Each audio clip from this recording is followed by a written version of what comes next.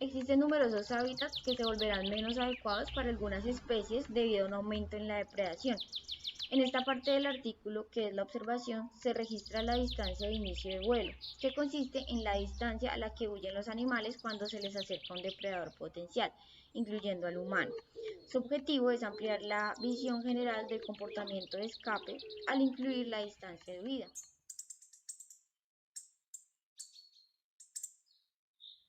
El trabajo de campo fue realizado en las dos ciudades más pobladas de Estonia, el noreste de Europa, con aproximadamente 423.400 habitantes en una población frente a 93.700 habitantes en la otra.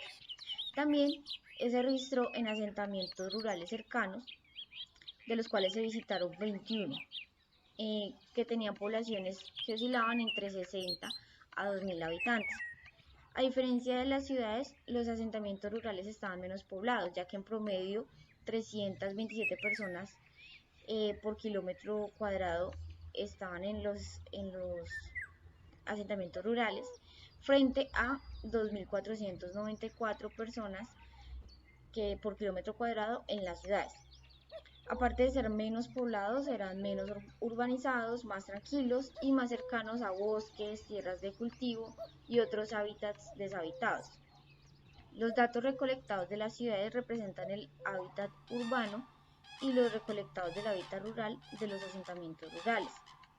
Se muestrearon pares de sitios, es decir, ciudades y asentamientos rurales cercanos, el mismo día en orden aleatorio, y el orden de las visitas a estos dos hábitats cambiaba constantemente.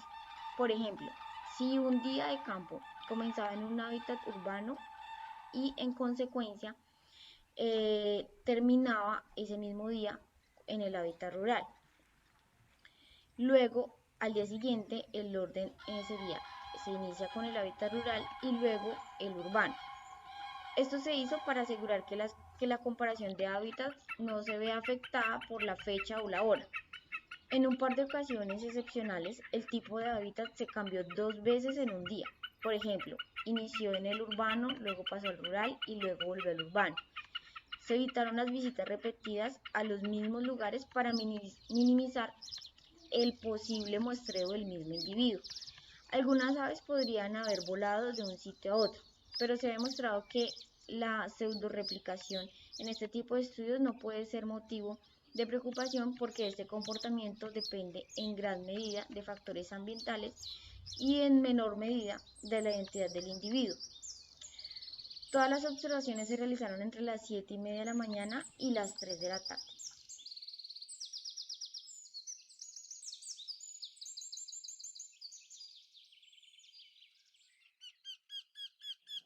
Al medir la distancia de iniciación del vuelo y la distancia de huida en 699 aves pertenecientes a 17 especies en asentamientos urbanos y rurales de Estonia, las relaciones entre dos tipos de decisiones de escape y parámetros de comportamiento, hubo una relación positiva entre distancia de iniciación del vuelo y la distancia de huida. Todo esto en las especies más pesadas, pero para las especies más livianas fue diferente, lo que sugiere que depende de la masa en el costo de escape. 2. Las aves en los hábitats rurales escaparon más temprano y más lejos y exhibieron una relación positiva entre la distancia de inicio y la distancia de vuelo, mientras que no se observó tal de tendencia en las aves urbanas, posiblemente debido a una zona estrecha de conciencia. Y 3. Los animales perciben las perturbaciones causadas por el hombre como un riesgo de predación y que los costos de evitar y escapar, estos costos ya sean energéticos o de pérdida de oportunidades, tienen efectos indirectos similares sobre la aptitud y la dinámica de la población.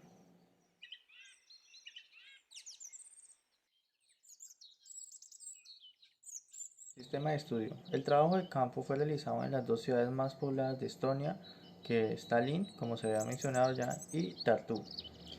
Se incluyeron 21 asentamientos rurales cercanos, con una distancia no mayor de 20 kilómetros y no menor de 2.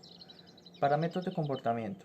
Se observó el comportamiento de escape de 17 especies de aves. El trabajo de campo duró desde el 1 de junio hasta el 11 de agosto del 2016. Cuando se vio un ave adulta situada en el suelo y sin alarma, es decir, que no estaba monitoreando activamente su entorno, moviendo la cabeza y no en postura congelada normal, se acercó directamente a una velocidad de caminata normal, que es aproximadamente 1,3 metros por segundo, mientras contaba los pasos para medir la distancia de inicio, distancia de alerta y distancia de huida, que podemos ver en la figura.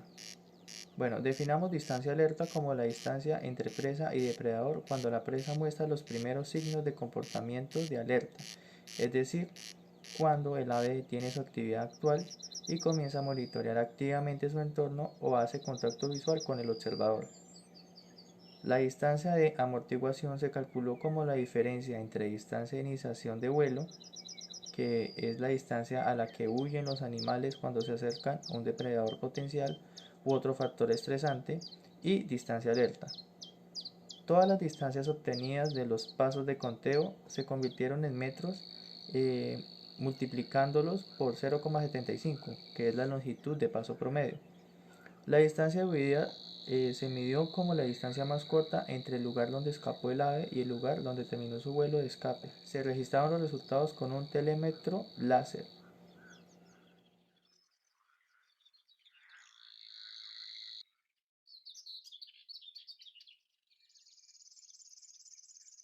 Parámetros ambientales y otros. Distancia al refugio. Primero usamos un telémetro o si está por debajo del rango de medición mínimo, que es 7,3 metros, hay que estimar las distancias horizontal al árbol, arbusto, poste o cerca visible más cercano y al edificio desde cada punto de escape.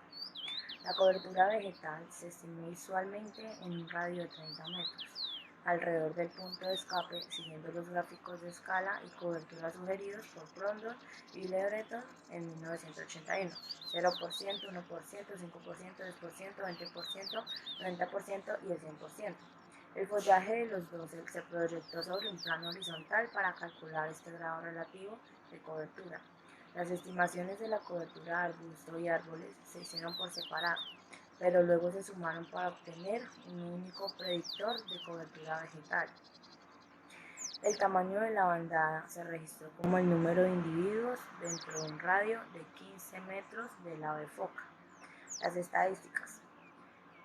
Se utilizaron modelos mixtos, lineales, generales para estudiar las relaciones entre las variables dependientes, F y D y EF, y las variables predictoras.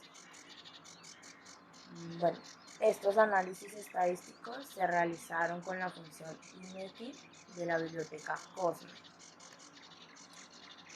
La identidad de la especie y el sitio se utilizaron como factores aleatorios para tener en cuenta la variación específica de la especie y el sitio específico y los tamaños de muestra desiguales.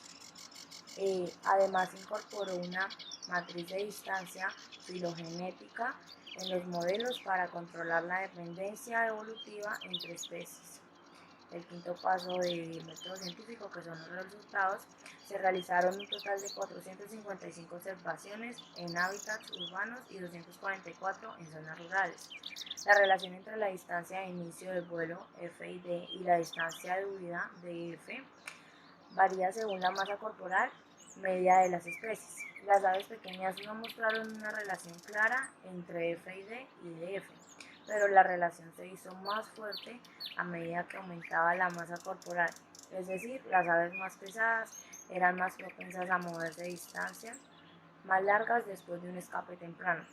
La distancia inicial se asoció positivamente con la FID en los hábitats rurales, pero no en los urbanos.